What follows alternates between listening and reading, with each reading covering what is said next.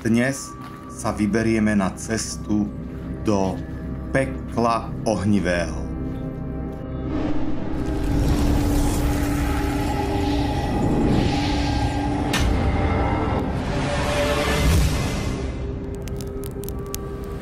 O pekle má určite každý nejakú predstavu.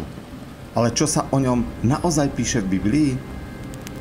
V Starom zákone sa slovkom peklo prekladá hebrejská pôvodina Šeol, ktoré význam je hrob, jama, oblasť bez možnosti návratu, miesto, odkiaľ sa vlastnou námahou nedokážeš dostať.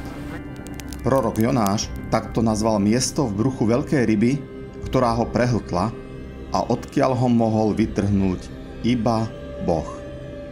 Ak prečítate všetky verše Biblie, kde sa nachádza slovko Šeol, zistíte, že v nich niet ani len náznak toho, že by sa tam vykonávali nejaké tresty či mučenia hriešnikov.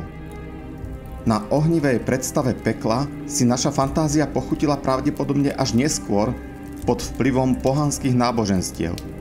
Dnes jej veľmi napomáha aj neodôvodnený preklad slovíčka Gehenna v Novom zákone ako peklo. Grécky výraz Gehenna nie je totiž nič viac než geografický názov údolia pri Jeruzaleme, údolia Hinnom. Bolo to miesto modlárstva, kde sa Molochovi dokonca prinášali detské obete za dní jeruzalemských kráľov Achaza a Manasesa. V Ježišových dňoch sa údolie využívalo ako mestské smetisko. Zapálené odpadky horeli dňom i nocou, pretože denne pribúdalo množstvo nového odpadu. V ohňom nedotknutých oblastiach zaspracovali na rozklade odpadu červy. Asi niet výstižnejšieho popisu tohto miesta, než v samotných Ježišových slovách zaznamenaných v Evanjeliu Marka, kde ich červ nezomiera a oheň nehasne.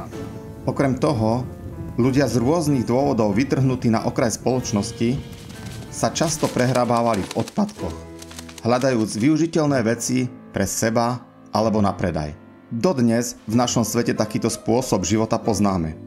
Ježiš vo svojich rečiach toto nevábne a odpudzujúce miesto používa ako obraz života skazeného a zničeného hriechom. Aby sa mu človek vyhol, musí sa rozhodnúť rázne s hriechom vysporiadať. A čo povedať na záver? Slovo Satan sme nepreložili ako nepriateľ a vznikla z toho veľmi farbistá legenda.